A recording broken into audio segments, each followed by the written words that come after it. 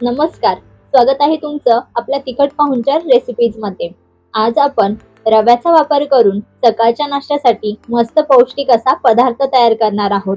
त्यासाठी या ठिकाणी मी 2 वाटी बारीक रवा घेतलेला आहे। तर एका मोठ्या बाउल मध्ये हा 2 वाटी रवा काढून घ्यायचा। यामध्येच बघा, इथे मी ज्या वाटीने रवा घेतला त्याच वाटीने अर्धा वाटी घट्ट दही घेतलं। तर हे फ्रेश दही आहे। तर हे दही सुद्धा यामध्ये ऍड करायचं आणि आता दही हे चांगलं मिक्स करून घ्यायचं। परंतु दही घट्ट होतं म्हणून बघा, वाटीमध्ये मी 1 वाटी पाणी घेतलं। ज्या वाटीने आपण दही मोजून घेतलं होतं त्याच वाटीने 1 वाटी पाणी घेतलं आणि ते आता यामध्ये घालून मिक्स करून घ्यायचं आहे। म्हणजे दही मध्ये हा रवा चांगला भिजवून घ्यायचा आहे।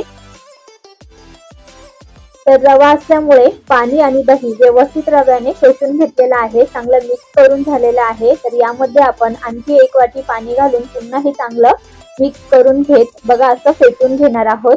तर या ठिकाणी बघा असं पातळ बॅटर तयार झालेलं आहे। चांगल्या गठुळ्या मोडत आपण हे बॅटर तयार करून घेतलेलं आहे। तर यामध्ये आता पाव चमचा बेकिंग सोडा म्हणजे जो खाण्याचा सोडा असतो तो ऍड केला, पुन्हा चांगलं मिक्स करून घेतलं। तर या ठिकाणी आपण रवा उत्तप्पा तयार करणार आहोत। त्यासाठी हे बॅटर मी तयार करून घेतलेलं आहे। बघा व्यवस्थित हे बॅटर तयार झालेलं आहे, मस्त फ्लफी होत आहे। तर यामध्ये सोडा सुद्धा चांगला मिक्स झालेला आहे। तर आता यावर झाकण ठेवून हे बॅटर आपल्याला अर्धा तासासाठी असंच झाकून ठेवायचं आहे। म्हणजे घातलेला जो रवा आहे किंवा यामध्ये आपण सोडा घातलेला आहे तो सुद्धा चांगला एकजीव होईल। तर अर्धा तासानंतर बघा मिश्रण हे हलकसं घट्ट झालेलं आहे आणि थोडंसं फुललं देखील आहे। सोडा हा मिश्रणामध्ये चांगला ऍक्टिव्ह झालेला आहे। आता यामध्ये काही व्हेजिटेबल्स घालूया। तर बारीक चिरलेला टोमॅटो, कांदा, 2 हिरवी मिरची बारीक चिरून घेतली आणि थोडीशी बारीक चिरलेली कोथिंबीर। तर यामध्ये तुम्ही तुमच्या आवडीनुसार व्हेजिटेबल्स ऍड करू शकता। गाजर सुद्धा यामध्ये घालू शकता, आवडत असेल तर बारीक शिमला मिरचीचे तुकडे सुद्धा ऍड करा। तर मी इथे फक्त कांदा, टोमॅटो, कोथिंबीर आणि हिरवी मिरची ऍड केलेली आहे। सकाळच्या नाश्त्यासाठी किंवा लहान मुलांच्या टिफिनसाठी झटपट अशी ही रेसिपी आहे। तर एकदा नक्की ट्राय करा। तर आता ह्या बॅटर मध्ये हे सर्व चांगलं मिक्स करून घेऊ। तर उत्तप्पा म्हटलं ना तर बॅटर हे थोडंसं घट्टच ठेवायचं, जास्तही पातळ करायचं नाही। तर हे बॅटर मला थोडंसं घट्ट वाटतंय म्हणून यामध्ये मी पुन्हा अर्धा वाटी पाणी ऍड करते। तर सुरुवातीपासून ते आतापर्यंत बघा इथे आपण 2.5 वाटी पाणी ऍड केलेलं आहे। तर 2 वाटी बारीक रवा घेतलेला होता त्यासाठी 2.5 वाटी पाणी हे परफेक्ट लागलेलं आहे आणि अर्धा वाटी आपण दही घातलेलं आहे। तर बघा इथे आपलं हे मिश्रण परफेक्ट असं तयार झालेलं आहे। बॅटरची कन्सिस्टन्सी तुम्ही बघू शकता, जास्त पातळही नाही आणि घट्ट सुद्धा नाही, मीडियम स्वरूपाची आहे। तर आता सर्वात शेवटी यामध्ये चवीनुसार मीठ ऍड करायचं, पुन्हा चांगलं मिक्स करून घ्यायचं। तर आता हे काही आपल्याला भिजत ठेवायची गरज नाही, लगेच आपण इन्स्टंट असे याचे उत्तप्पा तयार करू शकतो। तर चला लगेच बनवायला घेऊ। त्यासाठी गॅसवर पॅन बघा चांगला गरम करून घेतलेला। आता यावर थोडंसं तेल घालायचं, तेल हे तव्याला पूर्ण पसरवून घ्यायचं। नंतर गॅस हा मध्यम करायचा आणि आता मध्यम आचेवर ते उत्तप्पम तयार करून घ्यायचे आहे।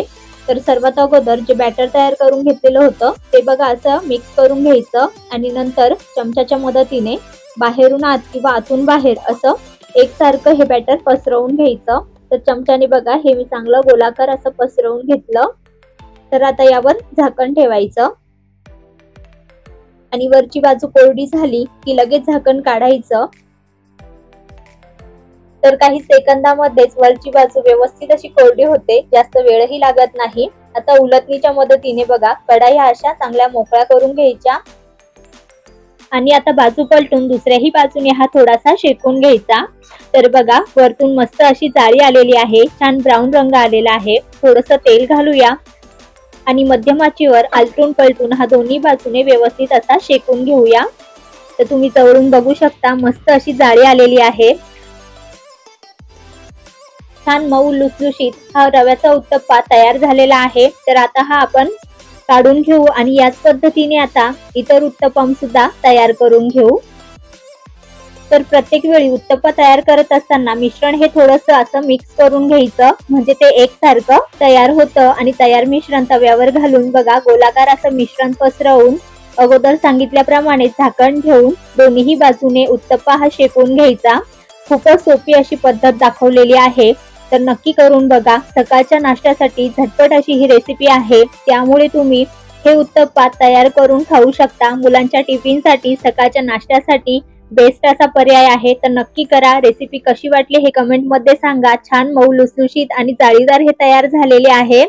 नुसतेच आणि चटणी सोबत सुद्धा छान लागतात, तर करून बघा, तुमचा अभिप्राय कळवा। चला तर मग पुन्हा भेटूया एका नवीन रेसिपी सोबत, तोपर्यंत धन्यवाद।